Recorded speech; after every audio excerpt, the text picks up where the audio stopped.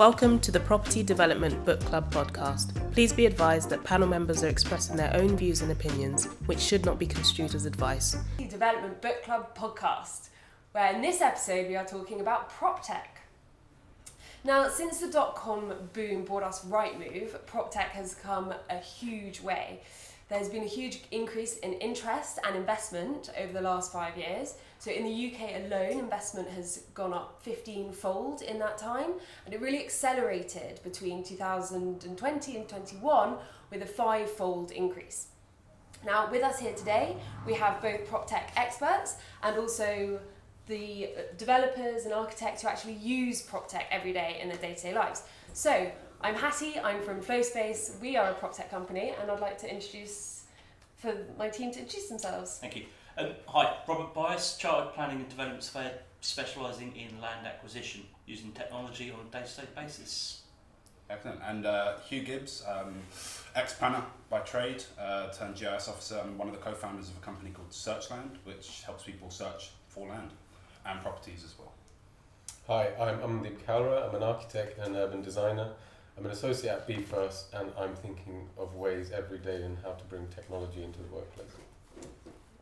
Faith LockheN, Development Manager, similar to AMANDEEP. I just have a huge interest in Proptech, and I think it is the way forward in the real estate industry. Hi, GONZALO Marquesini. I'm an ex-RICS surveyor turned Proptech founder. It can be done. And I'm the founder of RentCap, a Proptech startup, so happy to be here. Hi, AJAYI. I'm a chartered surveyor. First degree was in computer science, so have a vested interest in technology. Always looking at how we can utilize technology, especially in construction. Currently working at Chorus Group. I'm a regional director. Hi, my name is Joss Pink. I'm Managing Director of Landstack, that provides standardised planning data across the whole of England and soon to be Wales. Very exciting. International expansion? What we call it that? There's a whole conversation to be had. Just That is actually a really interesting thing we can go into if you want, because I know we can talk about that for a while now. Northern Ireland, that's it. Well, exactly. Right, so let's bring it back to Proptech. So we're going to cover generally 3 areas. So firstly, are we generally behind as an industry? I think that's something people talk about a lot. I'd like to understand from the Proptech companies, what was the driving force behind starting your companies, and have you achieved what you were set out to do? And we're also going to touch on the topic, do we need a different definition of Proptech? Is technically are all companies now tech companies really?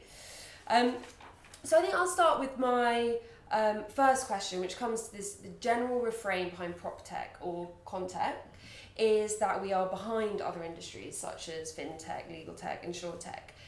Is this true, and why? Rob, what's your experience? So, as a consumer, the biggest challenge I have in generations is that older generations are more reluctant to adopt it.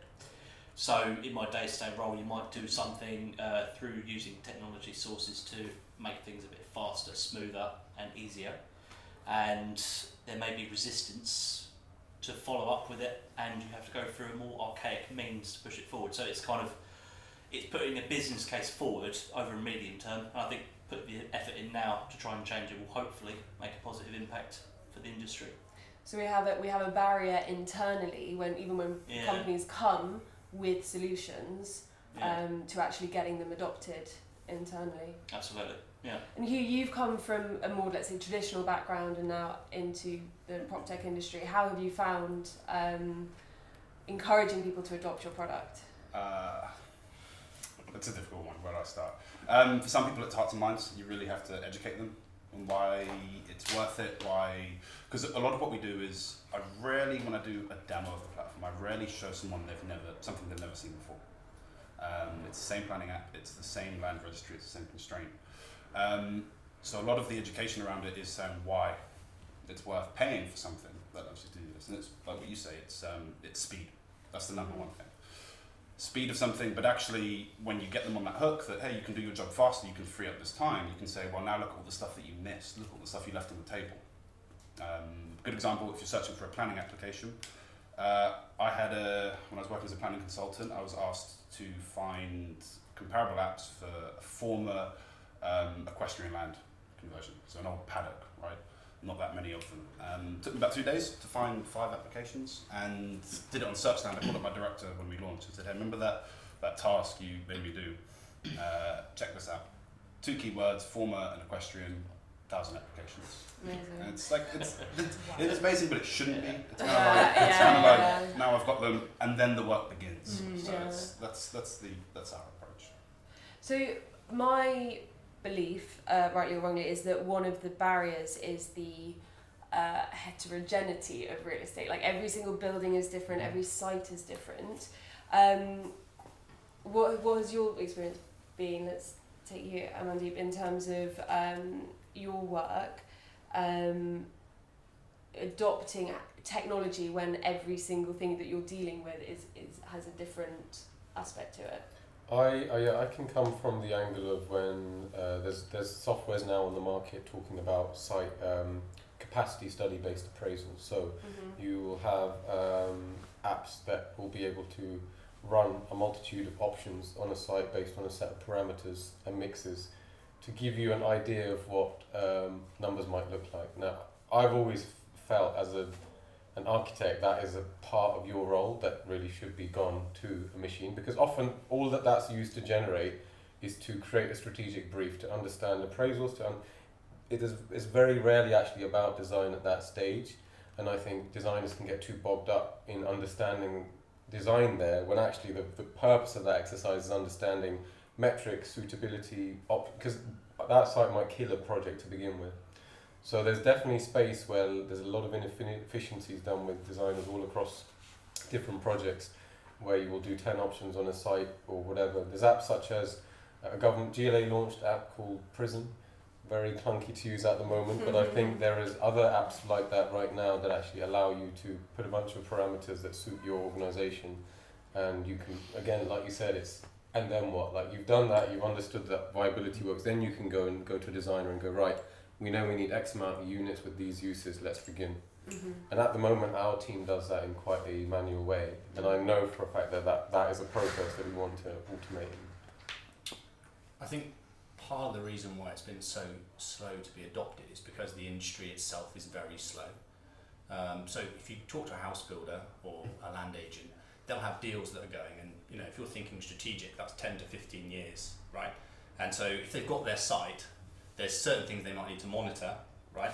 But you know, they're only looking for 1, 2, 3 pieces of land, and it takes a while to bring them through the pipeline. So if you're saying to them, we could save you a load of time, they'll only be thinking about that as a really good thing to look at when it comes to them needing to find a piece of land. And so depending on how much land a company has, we're talking from a land point of view, I think that's one reason. And then to answer your initial question, are we, is the industry performing well from a digital point of view or not compared to others? I think the answer is both, yes and no. I think Hugh and both hit the nail on the head, is that the people in the industry, especially older generation, struggle to pick up new technology because they've done it for so long in the same way, and also it's a relationship based industry. It's not so it's very much a case of if I'm a house builder, I know the agents that I'll go to find my land, and or if I'm an agent, I know the house builders I'll go to sell my land.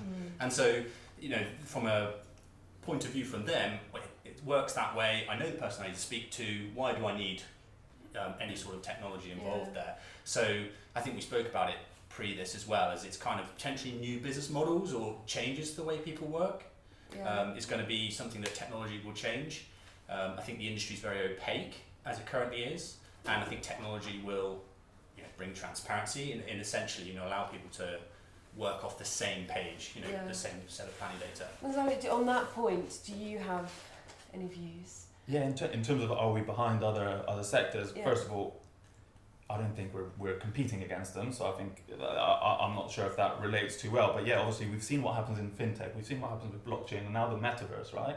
Where there's gold, people will rush, and that can only happen where where kind of people that can build companies and understand the tech have the information to be able to understand problems and solve them. Our industry, there's a gap in information between the traditional players, who myself previously, some of yourselves now working in the development space, not being able to know yet exactly what you can do with some really good technology in your space. And then on the other side, we've got tech people on the outside, which are the ones rushing into these other gold mines that are not rushing here. And my reason for that is, why? Is it because there's no gold? No, there is gold. There's loads of opportunities. The problem is they don't understand the problems, because you need to be quite specialist in this sector to understand the problems in conveyancing, in housing, in development, in architecture, in whatever it might be that you do. Each of those little pots, there's gold to be found, but we need to kind of balance that gap. And I think the ones that are going to do it are the insiders. So I was an insider, Hugh was an insider, you guys are insiders. I like We that. need to know that we need to know what we can do with technology and have a way to be able to implement that. And that's when it'll go as fast as it does in other sectors. Yeah, that's interesting. I'd argue that even within the context of built environment, right? Because we talk about Proptech right now, but you know, I've talked about context because construction's mainly what I specialise in.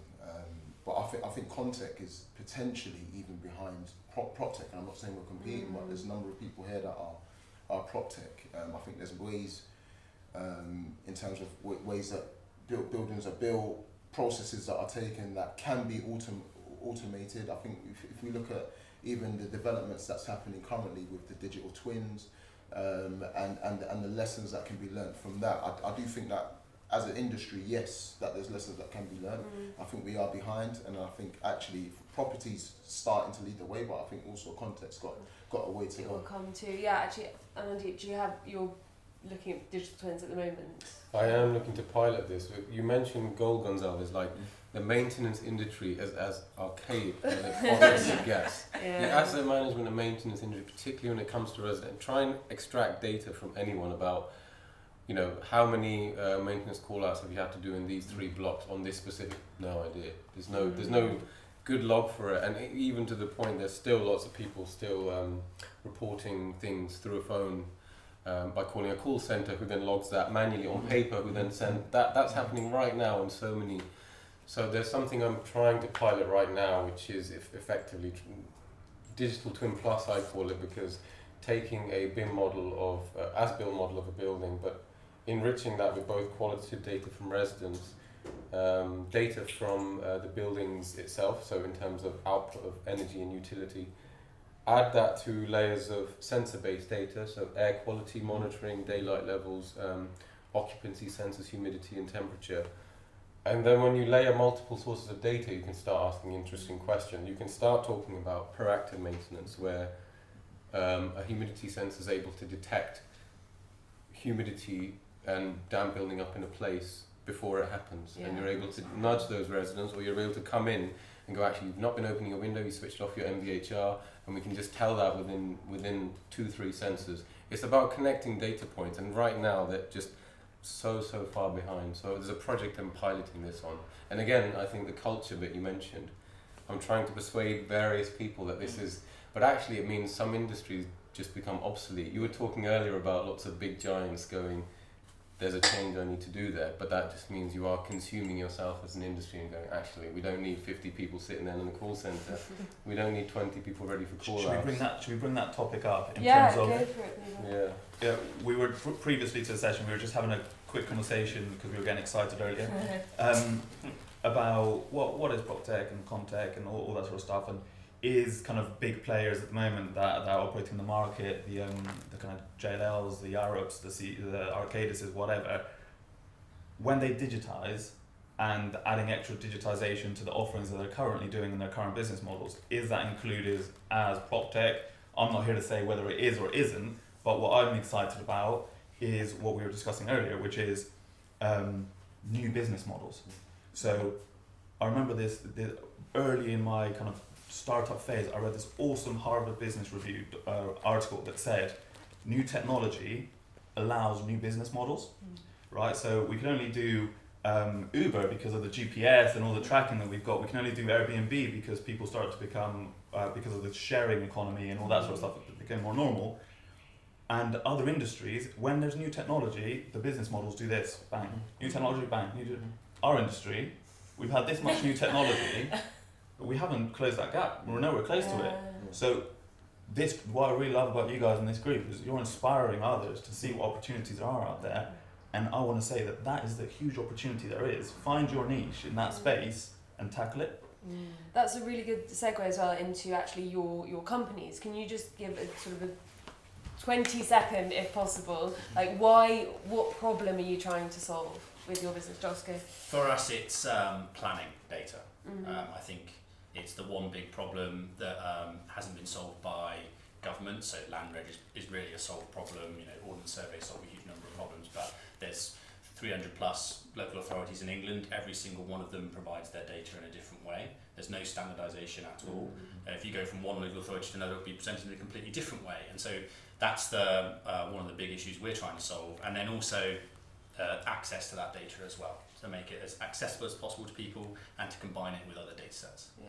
And are you feeling that you're getting there? Yes. Yeah. We've come a really long way. It's always one of those things that you think, like when you start, you go, oh, a couple months, you know. Move on to the next thing, and then you realise 3 years in, you're like, oh my god. But yeah, so yeah, we've made huge strides, and we're now sort of. It's one of those things for us, especially. It's been a lot of input that we didn't really see the rewards for until 1.5 years down the line, 2 years down the line, and so now we're really seeing some dividends paying for it, if that makes sense. Yeah, for sure. And I just think that's an interesting point in terms of going back to the adoption side of things. I worked for some time for a developer who was investing in Proptech businesses, but because it takes so long to see the returns, it's very hard to encourage people to put down the kind of money that you need to grow tech. And it's such a big numbers game as well, because especially if you're doing large land, the number of the pieces of land you're going to look at that are controlled aren't going to work. It's huge. So it's very much a case of, well, you might look at 100 sites and none of them will be viable, and it's soul crushing, you know. And so I think people get, you know, they step there and say, I spent all this money and I'm not getting anything out of it. But the thing with land is one land deal, and you've paid, you know, the cost of the software back plus more. You know, it's a really good investment. So and one problematic land deal. Yeah. Potentially, you might lose on it. I mean, you're right in the sense of those 100 sites. You hopefully within those would have been ones that you might have gone, oh, that's actually interesting. Yeah. But instead, you instantly know it's that sort of 5 minutes you of save them no. Yeah. Months of that hassle. Yeah, exactly right. So hopefully that answers the absolutely. Gonzalo, can you talk a little bit about how your company is changing the model, as you say? So our business, so RentCap, essentially what we're doing is we're looking at how to make the development management process a lot more efficient. So development management is basically the process of taking a building from inception and after you've got the site all the way through to construction, right?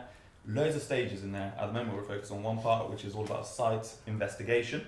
So what we're trying to solve is the development risks that are humongous in the industry. So if you don't do surveys properly at the early stages, you get stung later on, and you might buy a site that later you might lose hundreds of thousands, and it's not profitable anymore. Yeah. So what we're doing is, right now we're solving the site investigation problem. All those painful surveys that our clients used to have to call the suppliers for archaeology, asbestos, utilities, environmentals, legals, whatever it might be. There's about 15 different surveys you always need to do.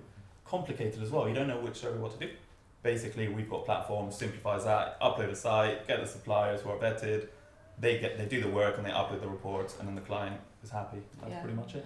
So we've got a number of DMs in the room. I was going to say, I'll be interested to see what your kind of next products would be. Because for me, from a development management perspective, I think anything that saves time, it works well for us, because, you know, then we're saving money. You know, we're getting things built quicker. We're meeting housing needs faster as well. I'm really interested in Contech, and I want to get to a point where we can literally like just 3D print everything, like pretty much everything. Like that's my vision. I'm like, because how can we build anything faster, you know, to deliver? Sorry, Sorry, am I throwing a grenade? Was that a grenade? That's going into the MMC room. No. Don't open me up on that. But an issue that we tend to have, that site investigation point for sure.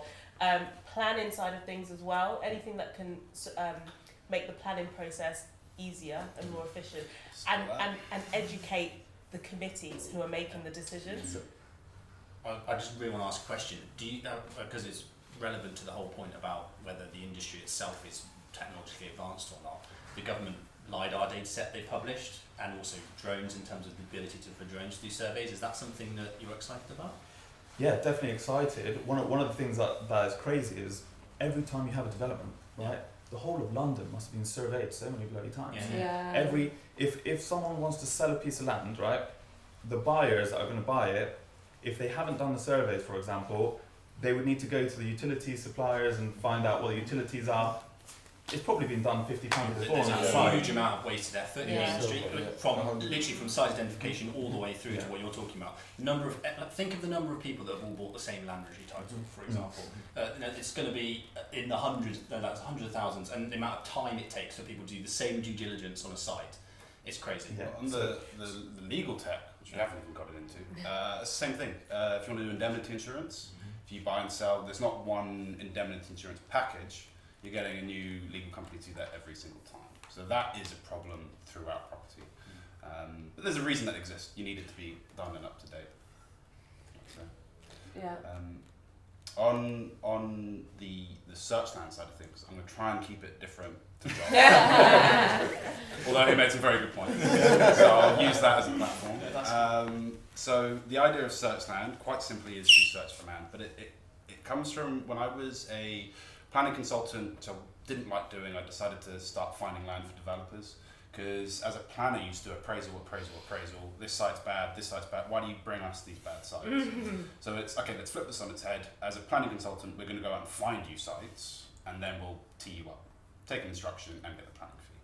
That was my gateway into this, and essentially all it is, Searchland is saying, okay, all the data points, all the due diligence steps I needed, let's put them on one platform, one click, everything you need to know, there you go.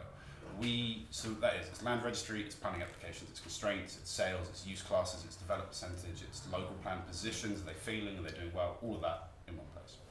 We launched something so we started in January last year, we launched an update in March and weren't aware of how important that was for the business, which is what we call a title lookup. This is, we take that land registry polygon data set, and there's 20 million titles, freehold titles. All of those data points, planning, constraints, use class, link it to that. So you click on any title, will show you the full spectrum. And the point Joss was saying, you're going to have to kiss a lot of frogs, is it's really soul destroying. That's one of the biggest problems with site identification, is your energy levels after 3 months just fall through the floor. Was that a bit of sympathy?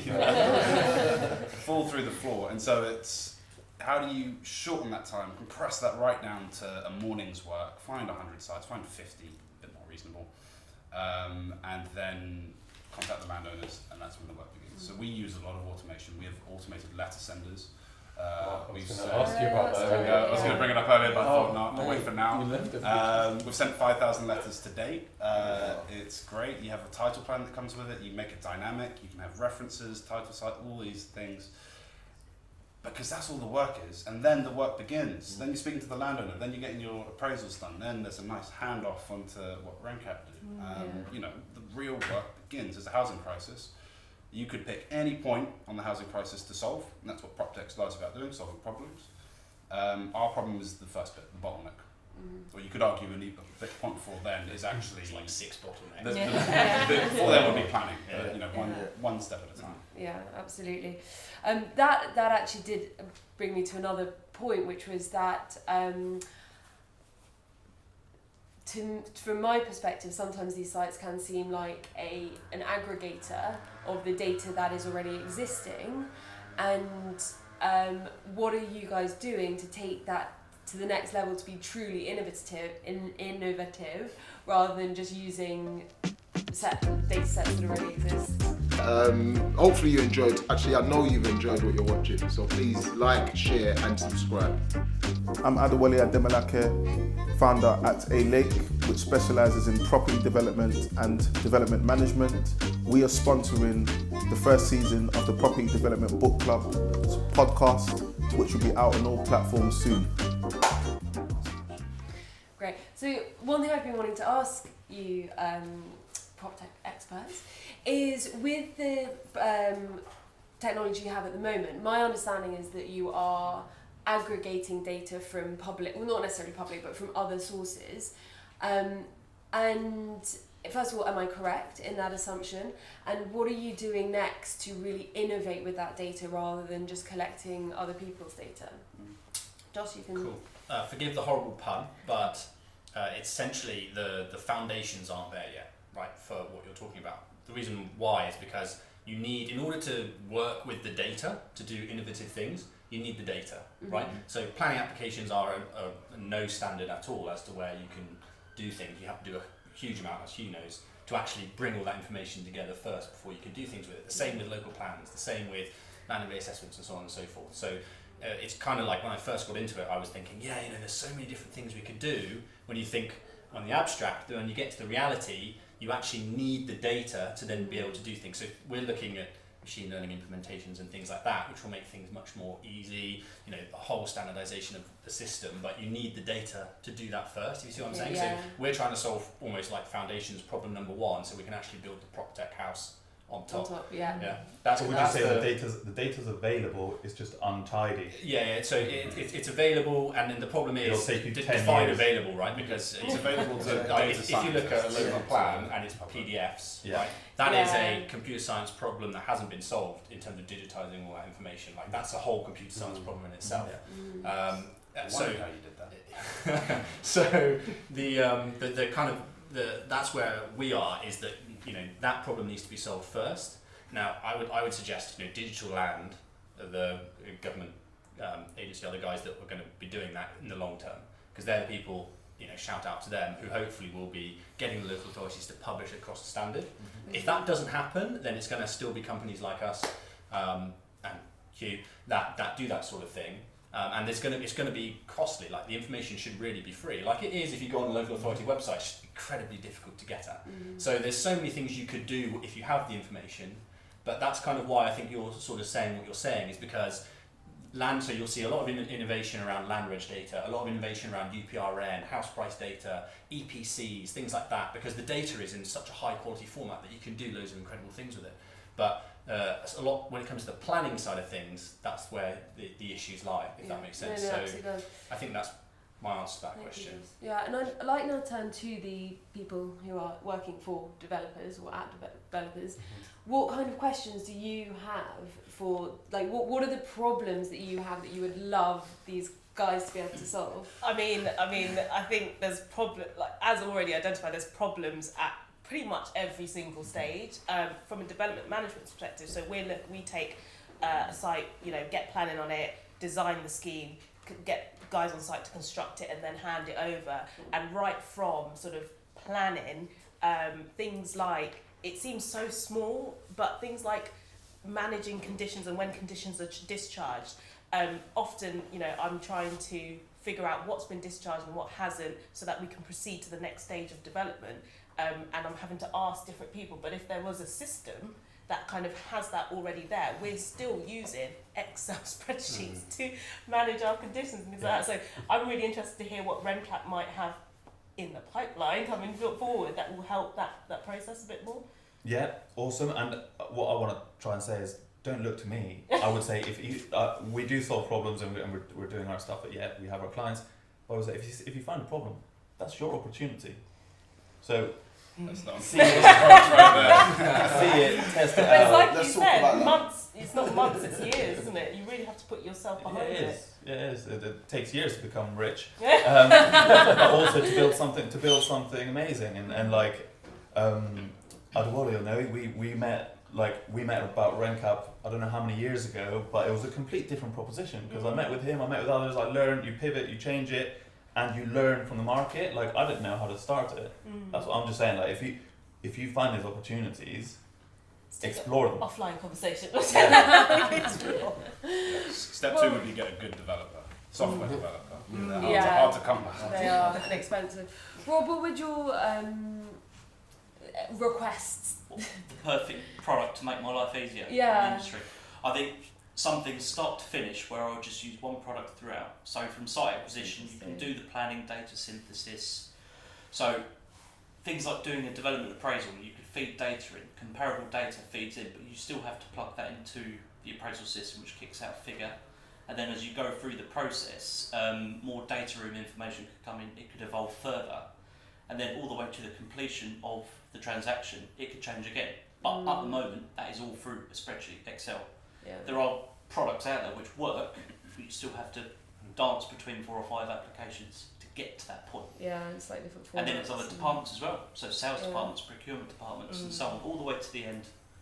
One document, one software item, that would be the dream. Yeah. I think slight poison chalice in that, and it's with all tech stuff. You look at any sort of industry that's been heavily disrupted, and you end up with almost a monopoly. You know, you look at Amazon, you look at Facebook, right? When you start talking like that, which it would be great for the industry to have a product like that, but hopefully we do see it because there's so many people in the industry at the moment. But I think some guys were saying that they think there's going to be a lot of consolidation in the industry. I think one thing I would hope would happen is that you'd end up with a couple rather than just one. Because then you obviously with just one, you end up with probably it will be the big company that everybody uses, which is it's good, but it's not great for innovation, right? Suit everyone's individual needs. But I do agree with you though. That's where it will end up, and it's what people want. But if there are multiple competitors As that long as work they in can. alignment, I think what's more likely is that this idea of software as a solution is going to the point where, and this could be one of the questions, but as there are more entrances, are you just standing on each other's toes? Are you just repeating and then wasting the customer's time? They're like, who did this and then that. What's more likely is as the market matures, it's very young, especially on the site finding side. I mean, it's not that much older than 5 years. We've only been kicking around for about a year. What will happen, I think, is some consolidation, but more likely people specialise into their niches. And companies will become a lot more familiar, especially as the new generation comes in, a lot more familiar with the idea of saying, we subscribe to 7 different bits of kit. Their team size will probably reduce, but these kits will be very specialised. It will be site identification right through to managing discharge of conditions, managing consultants, things like that. And it's just tech and heavy. So in the video, maybe they all talk. This is a lovely idea, but in reality, you are dealing with companies of different egos and different commercial. Yeah, so you say this, I'm going to put is this a grenade? Yeah. I don't know if this is quite a grenade, but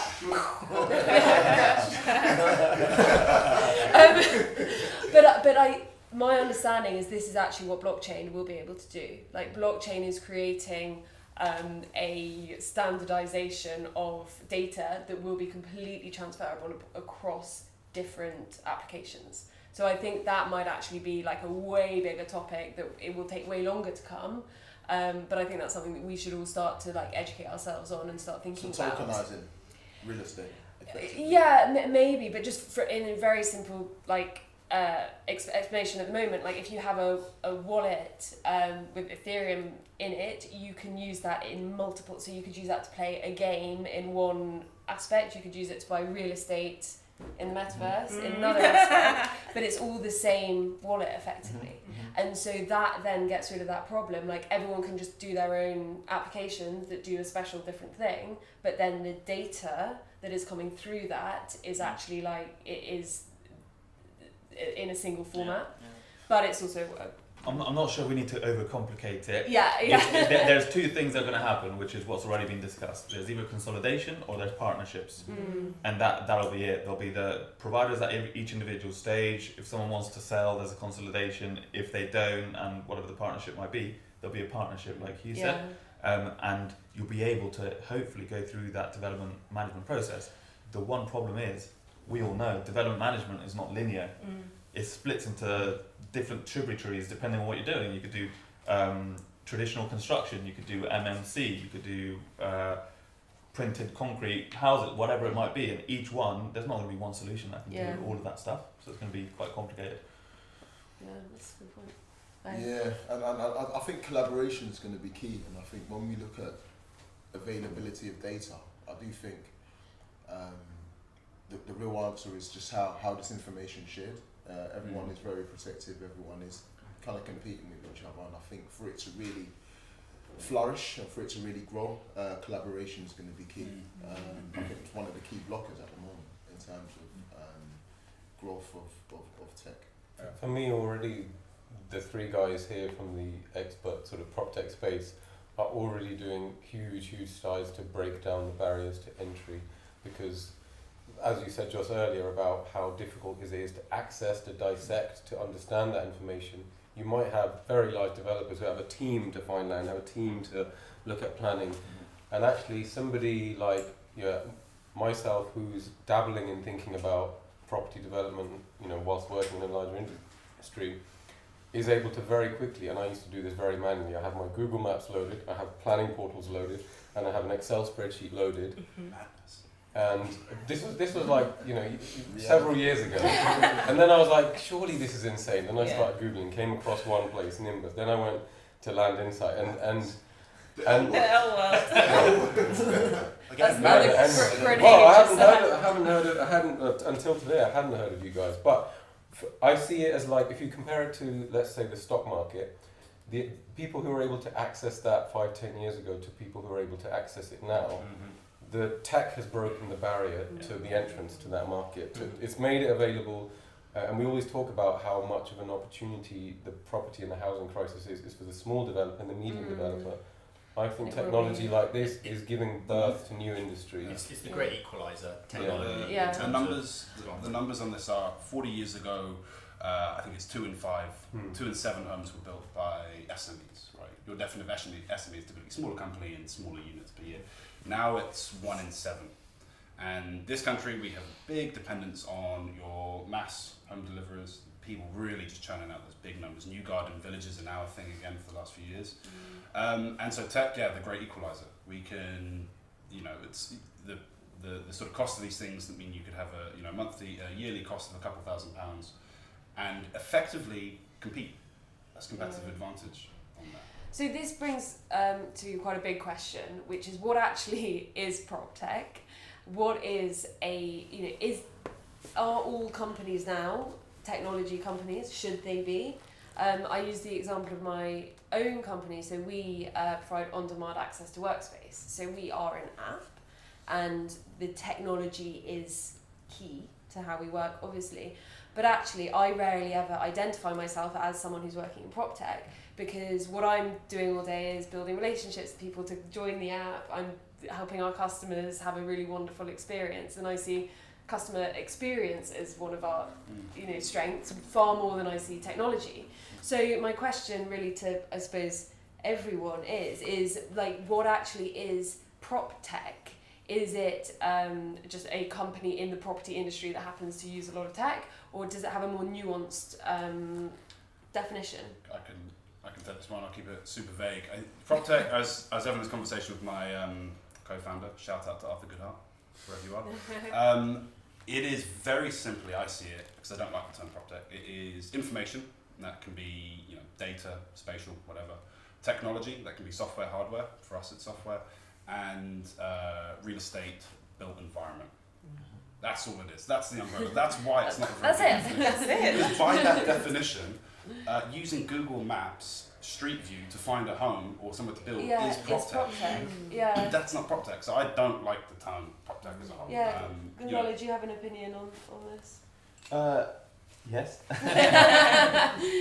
Where do I begin? Yeah, I don't think it should be closed off so tightly and protected, but Andrew Baum from Oxford University Business School, he defined what his view of PropTech was, and the industry kind of seems to have accepted that. I can't remember it, so I won't tell you now. But Contech is very separated from it, which I don't like. I feel like Contech is part of PropTech. Yeah, I agree. For me, it's, are you a business in this built environment space, as Hugh says, that is mainly tech-based, right? So it's not one of the big boys with 1% playing around with some technology. It's, are you 90% technology and in this space. That's where I see kind of the more traditional Proptech. Contech, on the other hand, is very much more difficult to define because it could be MMC manufacturers, it could be BIM, it could be digital twins, everything we've discussed. So that one's a little bit trickier, but yeah, a bit basic. good luck. Yeah. So you say, are we tech companies? It's interesting because when I look at the direction that I think surveying, specifically quantity surveying, is going is, you know, it's all about data, right? We look. I do a lot of benchmarking, you know, benchmarking one project, looking at tender returns on a number of projects, looking at inflation. It's all numbers, it's all data. The point I made before about availability of data means, you know, I'm as valuable as the amount of data that I have, the information that I've got, and how I utilize it, that. right, yeah. I disagree that if you're a big corporate company, having worked at a number of corporate companies before, but if you're providing a service that delivers Contech, Proptech, that you're not in the same space as someone who, you know, is maybe defined as you say 90%. What was it? 90% of basically you're mainly tech. You're mainly tech rather than, because I think whilst it's good that there are outsiders coming in, you know, Autodesk is doing amazing things. I won't say they're totally outsiders, but they're doing they're providing the solutions for us. I do think that it's valuable. And Hugh and Gonzalo are here who have been on the other side and have seen the problems and are stepping out of it. So I think that we've all got a role to play. I do think that the availability of information, and we talked about open sourcing, is key, because there shouldn't be a reason why, you know, we've talked about everything we've talked about, but if there's this digital twin that tells us that there's assets, and we've got, you know, just can take all the way through to the ESG kind of advantages. But however, if you if that information was easily available, then like I say, the collaboration that will allow me to know from the outset what, sorry, might make you a bit redundant, but but we know what surveys are here, because the information is built into the digital twin all the way through to asset management and everything that AMANDEEP was talking about preempting issues, and let's talk about it, right? So finally, I think there's a big opportunity on the maintenance side, and I think everyone looks at capex, right? Capex is always key, but when you look at what the opex opportunity is, when you think of this asset being over a 20-25 year, you know, that's where I think the real opportunity is, and that's where I feel digital twins is really going to make a big difference in our industry. I just think it's a buzzword. I don't see what relevance it has to it, you know, at the end of the day. Maybe if you need to classify a business to an investor or something, that's where you use it. But if I describe it to a client, I don't use the word Proptech ever. But you're a tech company then? Yeah, I mean, I just talk about the product. I literally just say, this is the product, this is what it would do for you. Yeah, that's my 2 cents. Thanks, Joss. Right, so now me to conclude.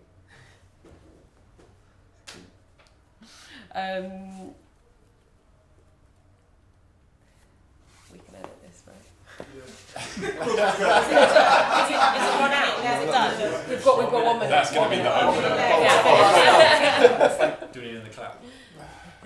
Well, thank you all. It's been quite a far-ranging conversation between, you know, actually having to go right down to the core data. You know, that's why Proptech perhaps hasn't come as far as we would have hoped, is because we don't yet have that really granular data, but we have the people here who are building it. So thank you. Thank you for listening to this episode of the Property Development Book Club, and we'll see you next time.